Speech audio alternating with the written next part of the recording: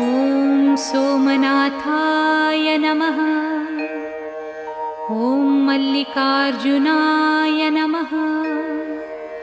ॐ महाकालेश्वराय नमः।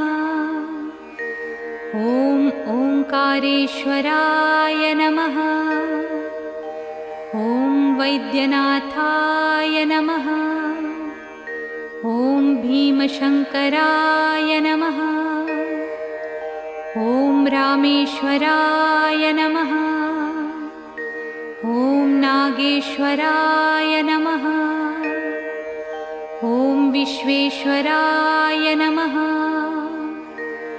ॐ त्र्यंबकेश्वराय नमः। ॐ केदारेश्वराय नमः। ॐ भुस्मेश्वराय नमः।